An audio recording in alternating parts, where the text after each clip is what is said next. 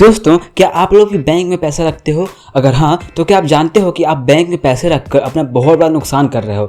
कैसे? नहीं जानते? कोई बात नहीं, आज की वीडियो में जान जाओगे। सो गाइस, अगर आप पैसा कमाते हैं और उस पैसे को किसी ना किसी बैंक में तो रखते ही होंगे। यानी कि अगर आप 1 लाख रुपए कमाए, किसी भी इंडियन बैंक के अंदर आपके 1 लाख रुपए डिपॉजिट कर दिए, तो बैंकिंग सिस्टम के अंदर नेशनल रिजर्व बैंकिंग की वजह से आपके 1 लाख रुपए जो है वह 4.5 लाख तक के लोन में बढ़ सकता है। और आपके मात्र 1 लाख रुपए की वजह से मार्केट में महंगाई आ सकती है, इन्फ्लेशन बढ़ सकता है और आप घर बैठे बैठे कंगाल हो सकते हो और अपने साथ औरों को भी कंगाल कर दोगे। जी हाँ, आपने बिल्कुल सही सुना। वो कैसे, चले जानते हैं। सो गाइस, पहले हम ये समझेंगे कि फ्रैक्शन रिजर्व बैंकिंग आखिर होता क्या है। फ्रैक्शन रिजर्व बैंकिंग, उससे भी पहले हम यह समझ लेते हैं कि हमारा बैंक किन किन तरीकों से पैसे कमाता है। मतलब हमारा इंडियन बैंक किस किस तरीके से पैसे कमाता है। तो हमारे सारे बैंक जो हैं वो 3 तरीके से पैसे कमाते हैं। पहला तरीका है, जब भी हम हमारे बैंक में पैसा डिपॉजिट करते हैं, वो बैंक उस पैसे को रख के आगे 10 से 20% पर लोन पर वापस से किसी और को दे देता है और उसके ऊपर अच्छी मोटी कमाई करता है। हम लोगों को बैंक 3% ही देता है और बैंक खुद मार्केट से 10 से 30% तक की कमाई कर लेता है। बैंक का दूसरा तरीका है कि जब हम हमारा पैसा बैंक में से निकालते हैं, तब भी बैंक पैसा कमाता है। यहाँ कैसे कमाता है ये जानते हैं। एक्चुअली जब हम हमारा पैसा अपने बैंक से निकालते हैं, तो हम ऑनलाइन किसी गेटवे पर ही मर्चेंट को पेमेंट करेंगे, तो उस मर्चेंट को 2 से 3% पैसा कम मिलेगा, क्योंकि हमारे बैंक ने अपनी एक फी चार्ज कर रखी है अपना पैसा प्रोसेस करने के लिए। इवन जब हम एटीएम पर जाते हैं, हमारा एटीएम स्वाइप करते हैं, तब भी वहां पर कुछ लिमिट होता है। जब आप अपना खुद का पैसा भी 3 से 4 बार से ज्यादा निकालोगे, तो उसके ऊपर 100 रुपए की पेनाल्टी लगेगी। चार्जेस लग सकते हैं जब आप 3 से 4 बार से ज्यादा निकालोगे तो। और जो तीसरा तरीका है जिससे बैंक पैसा कमाता है, वो ये है कि जो पैसा हमारे पास नहीं है, हम वो पैसा खर्चा करते हैं, तब भी बैंक पैसा कमाता है। वो कैसे, चलिए अब ये जानते हैं। जब हम हमारा क्रेडिट कार्ड स्वाइप करते हैं या लोन ले लेते हैं और उसकी ईएमआई भूल जाते हैं या थोड़ा लेट कर देते हैं, तो उसके ऊपर बैंक को अच्छी खासी पेनाल्टी मिलती है और उसके ऊपर भी पेनाल्टी की वजह से बैंक पैसा कमाता है, वो भी उस पैसे से जो कि हमारे पास है भी नहीं। अब चलो पहले वाले कंडीशन पर चलते हैं, जहां पर मैंने बोला था बैंक में पैसा डिपॉजिट किया और बैंक ने उसको लोन दे दिया। एक्चुअली फ्रैक्शन रिजर्व बैंकिंग एक सिस्टम होता है। तो मान लो मैं एक बैंक में गया और मान लो बैंक आईसीआईसीआई बैंक है, मेरा एक अकाउंट है उस बैंक में। मैंने बोला मेरे अकाउंट में 1 लाख रुपए डिपॉजिट कर दो, मेरे अकाउंट पे 1 लाख डिपॉजिट कर दो, तो उसने 1 लाख रुपए मेरे अकाउंट में डिपॉजिट कर दिया। यहाँ पर जो रिजर्व बैंक है वो सारे बैंकों का बैंकिंग का बॉस है। रिजर्व बैंक ने एक रूल बनाकर रखा हुआ है।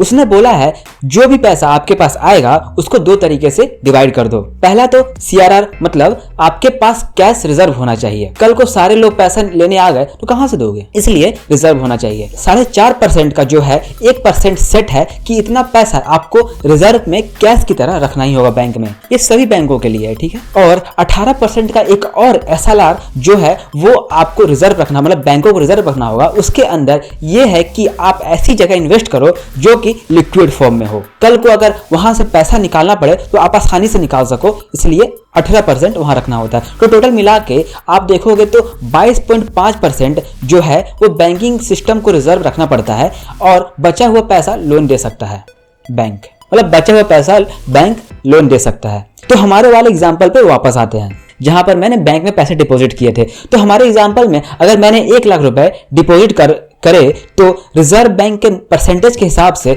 22.5% काट के, यानी कि 22,500 रुपए काट के जो बचा हुआ अमाउंट है वो बैंक किसी को भी लोन दे सकता है। तो 77,500 रुपीज का जो है अमाउंट है वो लोन में बैंक किसी को दे सकता है। मान लो मेरा एक दोस्त भी है, या मान लो कोई इंसान है, उसका नाम प्रिया है, मान लो वह बैंक गई, बैंक के पास उसने बोला मुझे लोन दे दो, मुझे आईफोन खरीदना है, उसने ऐसा बोला, ठीक है। तो बैंक ने उसको 77,500 का लोन दे दिया प्रिया को। उस प्रिया ने क्या किया उस पैसे का, वो आईफोन के शॉप पर गई और उसने एक आईफोन बाय कर लिया, और उसने एक आईफोन परचेस कर लिया 77,500 उसमें मिक्स करके। तो अब होगा क्या कि जब प्रिया आईफोन बाय करेगी तो वह पैसा कहां चला गया, एप्पल शॉप के पास चला गया। एप्पल शॉप, मान लो कि एप्पल शॉप वाले का भी एक अकाउंट है, मान लो वो अकाउंट है कोटक बैंक में, और फिर आईफोन वाला गया बैंक में जाकर उसने अपने 77,500 रुपीज फिर से जमा कर दिए अपने बैंक अकाउंट में। अब इस पैसे के अंदर वापस से रिजर्व बैंक का लोन लगेगा, मैं 22.5% कोटक बैंक अपने पास रख सकता है, बाकी का लोन दे सकता है किसी को भी। तो कोटक बैंक अब क्या करेगा, उसका मतलब जो पैसे आईफोन वाले ने पे किए हैं उसका 22.5% मतलब अपने पास रिजर्व रखेगा, और जो बचे हुए 60,000 रुपीज हैं उसको कोटक बैंक किसी को भी लोन में दे सकता है। यही रिजर्व बैंक का नियम है। अगर आप ऊपर से देखते चलोगे तो मैंने तो 1 लाख रुपए ही दिए थे, बैंक अकाउंट में जमा किए थे, यहाँ पर 1 लाख के ऊपर पहले ही आपके रुपए हो चुके हैं। अब यह 60,000 रुपए जो है वो किसी को भी लोन पर मिल सकता है, जो कोटक बैंक किसी को भी दे सकता है, और वो बंदा फिर से कुछ खरीदेगा, और जिस भी बैंक अकाउंट में वो पैसा जाएगा उस बैंक अकाउंट में जाने के बाद उसका फिर से रिजर्व बैंक कट लगा लेगा अपना, और उसके बाद उसके पास जो पैसा बचेगा जो कि अप्रोक्सीमेटली 46,000 के आसपास होगा, वो फिर से किसी को दे सकता है, मतलब लोन दे सकता है। तो भैया घुमा फिरा कर बोले तो यहाँ पर एक फॉर्मूला होता है, मनी कितनी बार मल्टीप्लाई होगा, इस एक फॉर्मूला होता है, ठीक है। तो वो होता है 1 डिवाइडेड बाय आपका जो रिजर्व रेशियो होता है, मतलब जो बैंक के द्वारा निर्धारित होता है। तो भैया इंडिया की बात करें तो इंडिया में अप्रोक्सीमेटली 22.5% का रिजर्व रेशियो होता है। मैंने आपको पहले ही बताया था, मतलब 18% होता है जो लिक्विड फॉर्म में होना चाहिए और 4.5% जो कि कैश होना चाहिए बैंक के पास। तो आप फॉर्मूला फिट कर लीजिए, 1 डिवाइडेड बाय 22.5% करोगे तो निकलेगा 4.44, यानी कि जो भी पैसा आप डिपॉजिट करने वाले हो बैंक में, बैंक के पास राइट है, क्योंकि यहाँ पर फ्रैक्शन रिजर्व बैंकिंग चलता है और यह लीगल है हमारे भारत देश में। इसकी वजह से आपका पैसा 4.44 टाइम्स मल्टीप्लाई हो जाएगा और बैंकिंग सिस्टम में डिस्ट्रीब्यूट हो जाएगा, और वह लोन की तरह मार्केट में वापस चला जाएगा।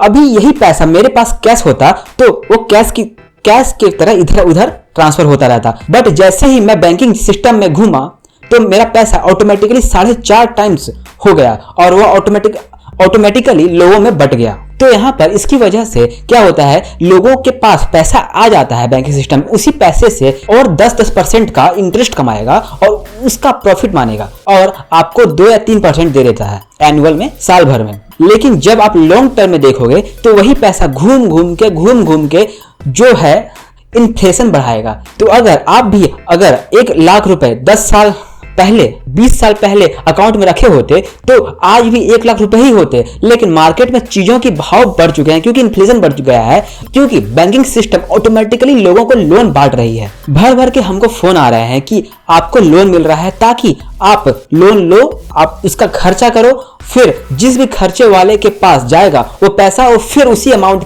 का वापस लोन देगा। कौन? बैंक फिर से वो लोन देगा। तो पैसा मल्टीप्लाई हो रहा है, बढ़ रहा है, लोगों के पास पैसा आ रहा है, और अगर हमने वो पैसे का यूज नहीं करा, बैंक में सिर्फ डिपॉजिट करके छोड़ दिया, तो बैंकिंग सिस्टम उस पैसे को निचोड़ के उसका 4 गुना बना के उस पर 10, 20, 30% कमाएगा, और हम वही 1 लाख रुपए जो डिपॉजिट किए थे उसी के साथ रह जाएंगे, बूढ़े हो जाएंगे, मर जाएंगे, और हम जो वह 1 लाख रुपए में जो डिपॉजिट किए थे उसी के साथ रह जाएंगे, और बैंक उसी पैसे से निचोड़ के करोड़ों कमा सकता है। गाइस घुमा फिरा के ना बोलें, जो लोग लोन ले रहे हैं वही लोग इन्फ्लेशन को बढ़ा रहे हैं। सो गाइस जैसा कि हम लोग जानते हैं, लोन वो लोग लेते हैं जिनको आज ऐसी चीज चाहिए जो वो अफोर्ड नहीं कर सकते, उनके पास पैसा नहीं है, लेकिन वो प्रॉमिस करते हैं कि आने वाले 1, 2, 3 साल तक वो सारे पैसे बैंक को, यानी कि बैंक के लिए काम करके बैंक को पैसे दे देंगे। सो गाइज लोन वो लोग लेते हैं जिनको आज ऐसी चीजें चाहिए होती हैं जो अफोर्ड नहीं कर सकते, उनके पास पैसा नहीं है, लेकिन वो प्रॉमिस करते हैं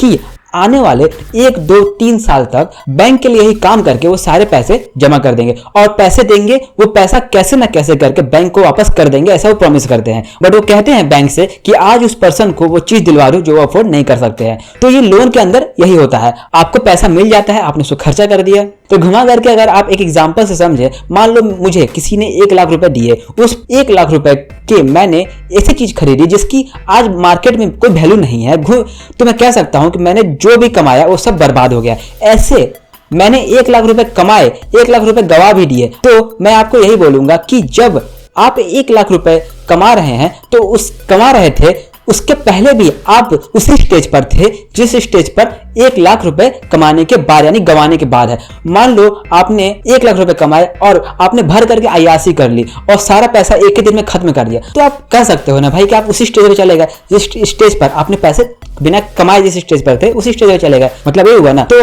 आपको कभी भी ऐसा सोचना चाहिए कि जो पैसा आपने कमाया है उतना आपके पास हमेशा रहे, उससे ज्यादा ही बढ़ता रहे, पर फिर से उसी स्टेज में नहीं जाना है जिस स्टेज में मेहनत करने से पहले थे, क्योंकि जितना आपने कमाया उतना ही गवा दिया तो घूम फिर करके आप उसी लेवल पर हो जिस लेवल पर आपने नहीं कमाया था, और आपने जो मेहनत किया वो तो अलग ही है, वो वेस्ट हो जाएगा। सो फ्रेंड्स, जब भी आप कोई सामान खरीदो तो उस पर यही सोचना है कि जितने का भी आपने खरीदा है हमेशा वो उतना पैसा तो उसको मिले। ऐसा ना हो कि आपने वो 5 लाख रुपए की गाड़ी खरीदी, कल आप बेचने जाओ तो 3 लाख की भी ना बिके, 2 लाख रुपए का नुकसान तो होगा ही। और अगर आपने उसको लोन पर लिया है फिर तो पूछो मत। आने वाले 2 साल तक आप मेहनत करेंगे, मेहनत करके वो पैसा बार बार कार वाले को किस्तों के फॉर्म में चुकाएंगे, और वो जो कार आपने 5 लाख रुपए में खरीदी है उससे आपको 5 लाख से ज्यादा कुछ प्रॉफिट हुआ भी नहीं। अगर आप लोन ले रहे हैं अपने बिजनेस के लिए, स्टार्टअप के लिए, जिसमें आप सोचते हैं कि 5 लाख रुपए अगर आज आपको मिलते हैं तो